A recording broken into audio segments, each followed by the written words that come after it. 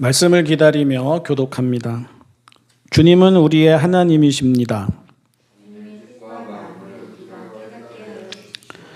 오늘 하나님께서 우리에게 주시는 말씀은 여호수아 1장 1절에서 9절까지의 말씀입니다.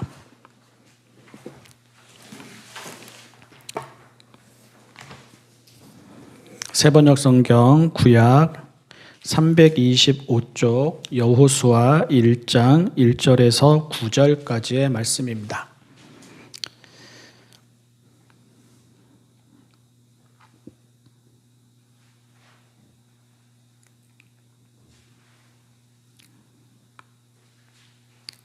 주님의 종 모세가 죽은 뒤에 주님께서 모세를 보좌하던 눈의 아들 여호수아에게 말씀하셨다. 나의 종 모세가 죽었으니 이제 너는 이스라엘 자손 곧 모든 백성과 함께 일어나 요단강을 건너서 내가 그들에게 주는 땅으로 가거라. 내가 모세에게 말한 대로 너희 발바닥이 닿는 곳은 어디든지 내가 너희에게 주겠다. 광야에서부터 레바논까지 큰 강인 유프라테스 강에서부터 햇사람의 땅을 지나 서쪽의 지중해까지 모두 너희의 영토가 될 것이다. 내가 사는 날 동안 아무도 너의 앞길을 가로막지 못할 것이다. 내가 모세와 함께 하였던 것과 같이 너와 함께하며 너를 떠나지 아니하며 버리지 아니하겠다. 굳세고 용감하여라. 내가 이 백성의 조상에게 주기로 맹세한 땅을 이 백성에게 유산으로 물려줄 사람이 바로 너다. 오직 너는 크게 용기를 내어 나의 종 모세가 너에게 지시한 모든 율법을 다 지키고 오른쪽으로나 왼쪽으로 치우치지 않도록 하여라. 그러면 내가 어디를 가든지 성공할 것이다. 이 율법책의 말씀을 늘 읽고 밤낮으로 그것을 공부하여 이 율법책에 쓰여진 대로 모든 것을 성심껏 실천하여라. 그러면 내가 가는 길이 순조로울 것이며 내가 성공할 것이다. 내가 너에게 굳세고 용감하라고 명하지 않았느냐?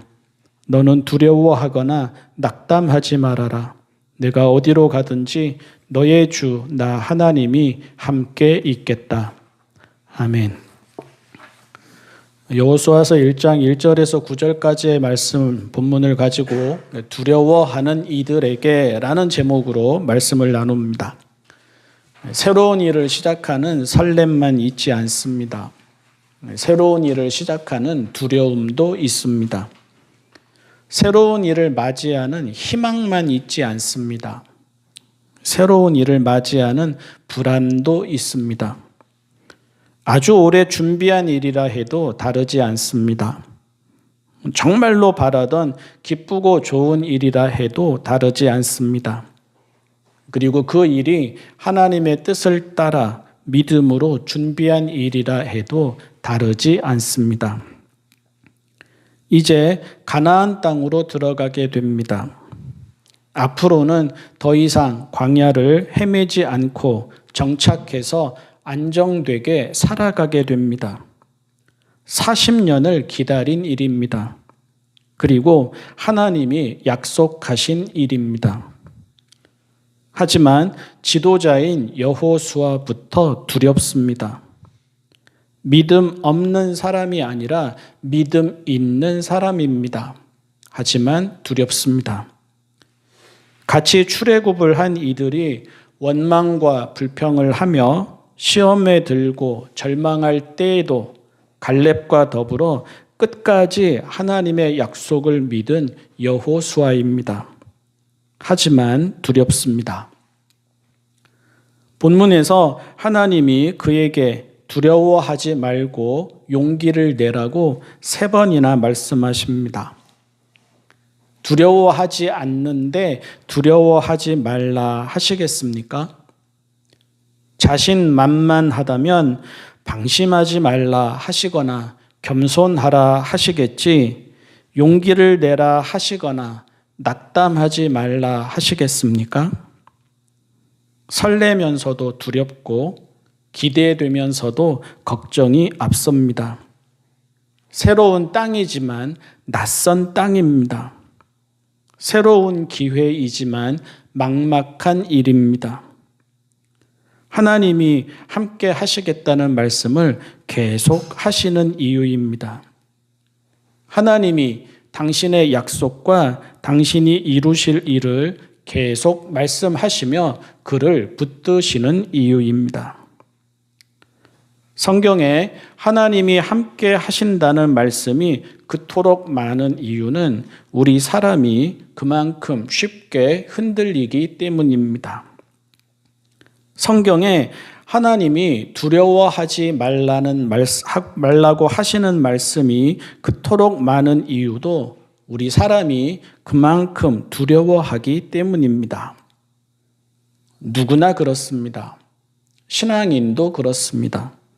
새해를 앞두고는 더욱 그렇습니다. 그런데 하나님이 그토록 자주 말씀하신다면 우리 또한 그만큼 진심으로 들어야 합니다. 하나님이 함께 하시겠다고 하십니다. 진심으로 들어야 합니다. 하나님이 도우시고 이루시겠다고 하십니다. 진심으로 들어야 합니다. 하나님이 용기를 내라고 하십니다. 진심으로 들어야 합니다. 하나님이 두려워하지 말라고 하십니다. 진심으로 들어야 합니다. 신앙인과 신앙인 아닌 사람의 차이입니다. 두려움과 불안은 누구에게나 찾아오지만 그때마다 신앙인은 하나님의 말씀을 다시 새기고 듣습니다. 그리고 한 걸음 더 나아가야 합니다. 해야 할 일이 있습니다. 하나님은 당신의 계명을 다 지키고 오른쪽으로나 왼쪽으로 치우치지 말라고 하십니다. 하나님은 당신의 계명을 늘 읽고 밤낮으로 공부하고 성심껏 실천하라고 하십니다. 그러면 가는 길이 순조롭고 뜻한 바도 이루어질 것이라고 하십니다. 여기서도 신앙인과 신앙인 아닌 사람이 갈라집니다. 새로운 일을 앞두고 각별히 챙기고 준비해야 할 것들이 한두 가지가 아닐 것입니다. 자기가 가진 것이 충분한지도 돌아보아야 합니다. 부족한 게 있다면 사람이든 힘이든 지식이든 전문성이든 자본이든 충당할 계획도 세워야 합니다. 여호수아에게도 그런 것들이 있습니다. 가나안 땅에 들어간다는 말은 전쟁을 시작한다는 말입니다. 군대가 필요합니다. 무기가 필요합니다. 식량이 필요합니다. 전략과 전술이 필요합니다. 여자들과 아이들을 보호할 대책도 필요합니다. 싸움이 끝난다고 일이 끝나지도 않습니다. 집을 지어야 합니다. 농사를 지어야 합니다. 먹고 살아야 합니다. 다 새로 해야 하는 일입니다. 그런데 하나님은 그런 것들에 대한 준비를 말씀하지 않으십니다. 아마도 여호수아는 그런 것들에 대한 걱정이 태산일 텐데도 하나님은 한 가지만 말씀하십니다. 하나님의 계명을 곧이곧대로 지키고 따르라고 하십니다. 형편에 따라 오른쪽으로 치우치지도 말고 왼쪽으로 치우치지도 말라고 하십니다. 이런 상황이 닥치든 저런 상황이 닥치든 흔들리지 않도록 항상 읽고 공부하고 실천하라고 하십니다. 거기에 길이 있고 성공이 있다고 하십니다. 두려움과 불안이 하나라도 더 붙잡으려는 집착이나 세상에 대한 의존으로 이어져서는 안 됩니다. 가려는 길에 이루고 뜻한 바를 이루는 삶은 하나님의 계명에 더욱 진실한 삶에 있지 세상 그 무엇에 있지 않습니다. 하나님과 가까울 때 평안하고 행복합니다. 하나님과 멀어질 때 불안하고 불행합니다. 오늘 말씀을 통해서 이번 한 주간 우리가 나누고 성찰해야 될 내용은 당신의 귀와 마음에는 두려워하지 말라는 하나님의 말씀이 들립니까? 입니다. 한 주 동안 잘 묵상해 보시면 좋겠습니다. 저도 돌이켜보면 사실은 늘 두려웠습니다. 두려움이 없었던 적은 사실은 드물지요. 처음 집을 떠나서 하숙을 할 때, 고등학교를 졸업하고 신학을 선택할 때, 무엇을 할까 기도하던 가운데 목사를 소명으로 받아들일 때, 또 아이를 낳아서 아버지가 될 때, 한참 목회를 하다가 개척을 하게 될 때 항상 두려웠지요. 항상 걱정이 생기고 불안한 마음이 듭니다. 새일에 대한 기대, 새일에 대한 설렘, 새일에 대한 생동감도 있으면서도 한편으로는 그만큼 두려움도 생기고 불안도 생기고 그랬던 것 같습니다. 그런데 그래서 깨달았습니다. 성경에 두려워하지 말라는 말씀이 왜 그렇게 많은지, 성경에 하나님이 너희와 함께 하신다, 하나님이 우리와 함께 하신다라는 말씀이 왜 그렇게 많은지 깨닫게 되었습니다. 그리고 그렇게 두렵다가 보니까 하나님의 말씀에 치우치는 경우가 생기곤 하였습니다. 형편에 따라서, 상황에 따라서 하나님의 말씀을 제가 처한 형편에 따라, 상황에 따라 제가 보기에 좋은 대로 그렇게 치우치게 되는 일들이 생겨나는 것입니다. 하나님의 말씀을 듣는데 골라서 듣게 되고, 하나님의 말씀을 들으면서도 안 듣게 되고, 하나님의 말씀을 듣는데 편의에 따라서 해석하게 되고, 하나님의 말씀을 듣는데 부담이 된다고 피하게 되고, 하나님의 말씀을 듣는데 하나님이 섭섭해지고, 이런 일들이 일어나는 겁니다. 하지만 하나님이 왜 우리에게 오른쪽으로도 왼쪽으로도 치우치지 말고 늘 읽고 공부하고 성심껏 실천하라고 하셨겠습니까? 하나님이 이렇게 말씀하시는 이유는 우리를 위해서입니다. 제대로 살아가라는 뜻이고 풍성히 살아가라는 뜻이고, 여호수아에게 말씀하시듯 가려는 길에 다다르라는 뜻이고 뜻한 바를 이루라는 뜻입니다. 실패하라는 것이 아니고, 속된 말로 하나님이 우리를 가스라이팅하는 것이 아니고 정말로 우리가 잘 되기를 바라는 마음에서 하나님이 이렇게 말씀하시는 것입니다. 오늘 읽은 말씀과 가장 비슷한 말씀이 복음서에서는 걱정과 불안에 시달리는 사람들에게 우리 예수님이 하신 말씀일 겁니다.